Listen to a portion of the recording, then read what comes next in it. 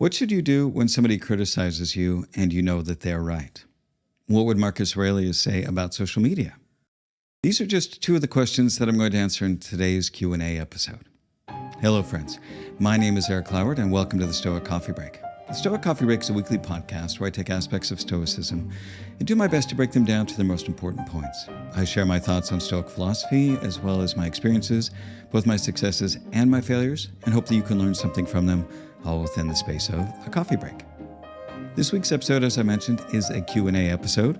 So from time to time, I like to take questions from my listeners, as well as just some random ideas that, I've been considering, and put them into questions and do my best to answer them on the fly. So without giving lots of preparation, just me taking a question and seeing what comes up. So the first question is, what should I do when somebody criticizes me and I know they're right? Wow, this is a tough one. And it's one that I can really relate to because I used to be much more hot-headed. I used to be much more sensitive to when people disagreed with me about things, especially when I felt strongly about them. It was really hard for me to let go of what I felt was the right opinion, even at times when I knew that the opinion that I was holding on to was incorrect. But it was more important for me to hold my ground than it was to find the error in my thinking. So now moving forward, I try to hold on to what Marcus Aurelius says, which is that if anybody can prove me wrong and show me my mistake in any thought or action, I shall gladly change. I seek the truth, which never harmed anyone, and the harm is to persist in one's own self-deception and ignorance, meaning it's more harmful for us to remain in ignorance and error than it is to just admit that we're wrong about something. Because when you can't admit that you're wrong, then again, you're sitting in wrongness and you're also being willfully stubborn about wanting to stay in that wrongness. And when we do that, it can cause a lot of problems. This was something that was a big problem in my last relationship. I would oftentimes know that I was wrong about something. And rather than admit my error and my mistake and what I had said or done, I would oftentimes distract from the argument and pick out something that my partner had said incorrectly or had said in a way that was meaner or harsher. And then I would attack that rather than step up and just own my own error.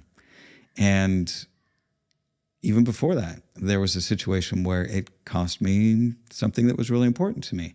I was in a rock band, and back in about 2008, 2009, and we were working on a song, and the lead guitarist, who wasn't a trained musician, was one of the main songwriters, and he was a great guy.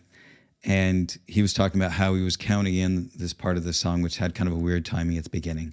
And me being a trained musician, or at least partially trained musician, I felt like I knew better and was instructing them on how to count in properly.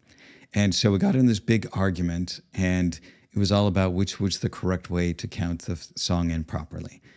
And the thing is that there was a point where I understood where he was coming from, and I could see that the way that he wanted to count in was actually easier for him to do, and it was something that I could have adapted to. But I wanted so badly to be proven right and to show how smart I was, I held on to that. And I can look back at that big argument that we had, and we argued for about 30 minutes about this, that was kind of the ending of my time with the band, because shortly thereafter they said, we should take a break. And then they reformed and went on to do their own thing. And for me, it was hard because I really enjoyed what we were doing. I liked the songs we were writing. I loved playing music and singing, and that's what we were doing. But my unwillingness to step up and own my mistake, or at least be willing to adapt to somebody and dig my heels in that way, has caused me a lot of problems in this world. So I really try my best to take time and energy to look at, it doesn't matter if I'm right or if I am wrong, I should just go ahead and own up to it when I make a mistake, and then just then move on from that quickly, rather than spending all this time and energy denying that I'm wrong or that I'm not willing to own up to the mistakes that I make. Question number 2. How do I know if I'm actually making progress in my personal growth or just spinning my wheels? This is a good question. And this is something that everybody kind of has to figure out is what is your metric for knowing if you're making progress in this world? And for me, what has really helped is I look at my life and the progress that I've made, and it comes down to a few key factors. Am I happier?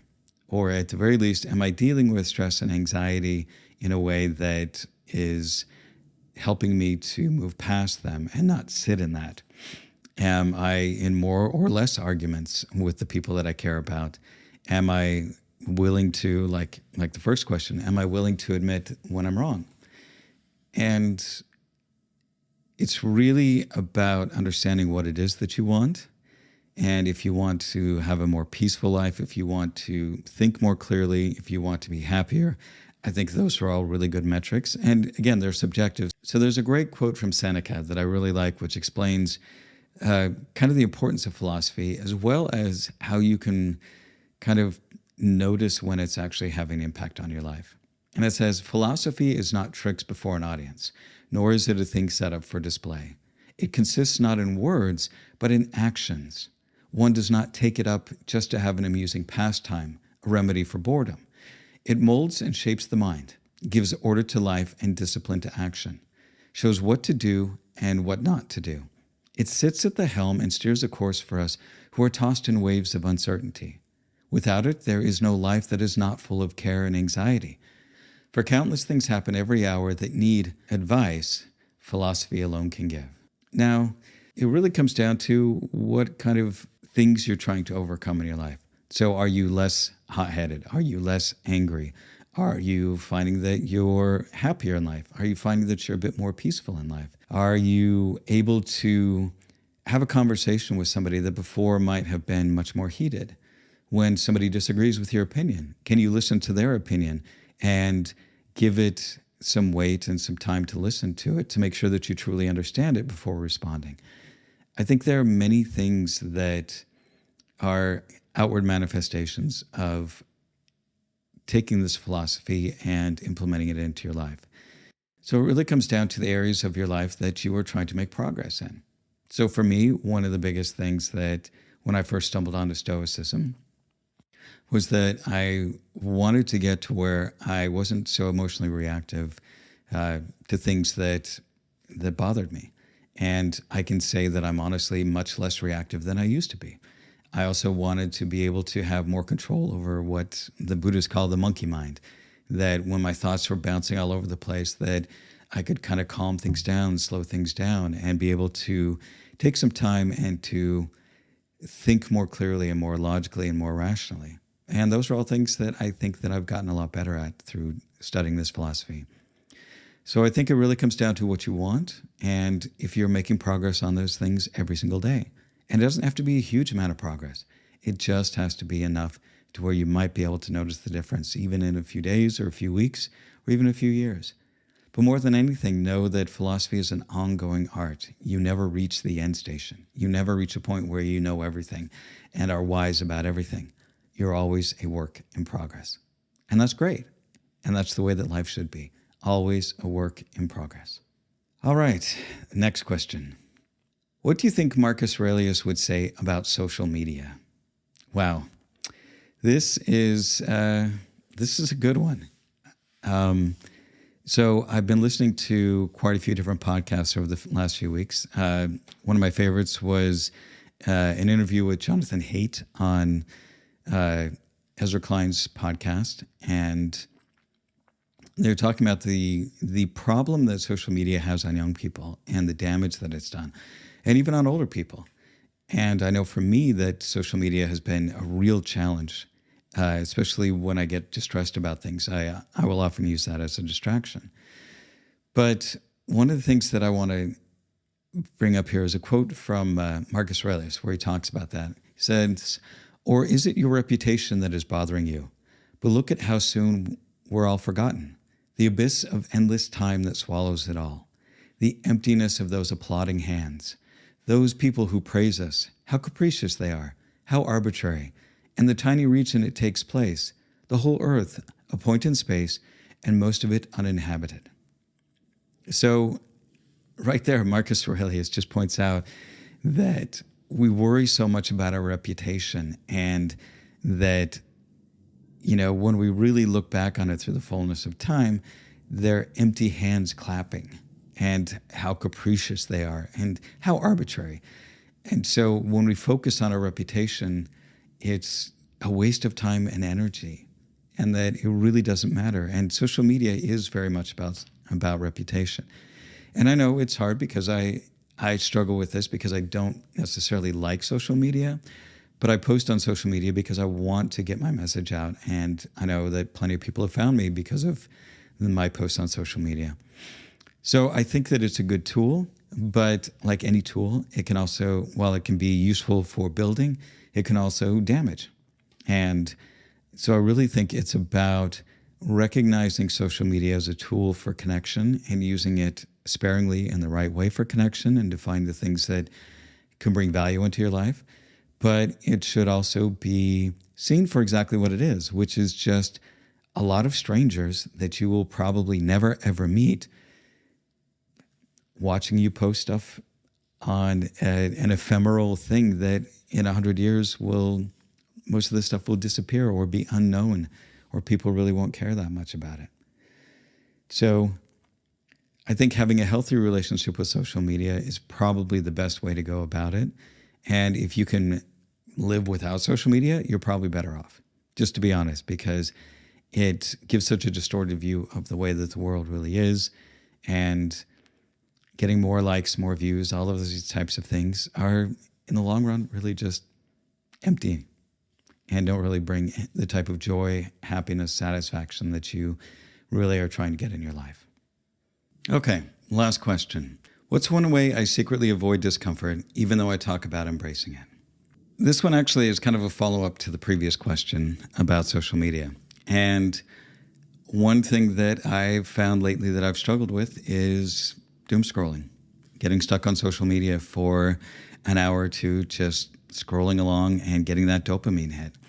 I used to be a lot better about being able to, regulate that. I would limit myself to 20 minutes in a day. And lately it's gotten worse. And so it's for me, it's something that I want to work on. I want to change for a number of reasons. One, because it's just a waste of time. It doesn't bring anything in particularly fantastic back into my life. And number two, it makes it harder for me to stay focused on the things that I'm trying to get done. And I used to be much better about being able to stay highly focused for hours at a time. I could sit down and read a book and sit down and 2 or 3 hours would pass without even thinking about it. I could sit down and write for several hours at a time and not even thinking about it. And now I'm finding that I'm getting much more distracted. So I think some of that comes when I have some anxiety about things, or I'm nervous about things, or I worry about my problems. Then I try to distract myself with something that's going to give me that short-term pleasure or that dopamine hit. And so that's something I do want to change. And I hope that, if you're listening to this, that's something that you might consider, dealing with as well. I know that there's talk about it all over the place, but we go, yeah. There's, we know we should do it, but oftentimes it's harder to do. So that's one of the things that I'm going to promise to you, or I guess not promise, but I'm going to put out there in the public sphere that's something that I want to work on, is making sure that I spend less time on social media and doom scrolling, and that I spend more time on creating the things that I want to in my life. Because the more time I spend creating, the better I feel about myself, the better I feel just about my life in general, the more I have to share with you, the more I'm able to accomplish in my goal of trying to take this philosophy and these ideas and share them with as many people as possible so that they can find that type of calm and happiness and create the life that they want, rather than being a slave to their emotions or a slave to circumstances. Because for me, that's ultimately what it's about. And if social media is taking away time from my mission, then that's something that I really need to reconsider and to find better ways of dealing when I feel that stress and anxiety. So that's me pulling open the kimono with a little bit of radical candor there. That's probably it's not my deepest, darkest secret, but it's definitely one that I wish that I were better about. And I know that I talk about attention and those type of things on here. So that's something that I'm going to be working on, is that when I'm feeling uncomfortable, rather than grabbing my phone, that I work on that discomfort and embrace it rather than trying to ignore it. And that's the end of this week's Stoic Coffee Break. As always, be kind to yourself, be kind to others, and thanks for listening. Also, just want to let you know that my book is available for sale right now. You can find it on my website at stoic.coffee. It'll have links out to all the major booksellers. And while you're there, you can also join my free community. And basically, it's, like I said, it's a free community. I am working on some courses that I will be putting up there, which those will be paid, but the community itself is free. So I'd love to have you come and join. And thanks again for listening.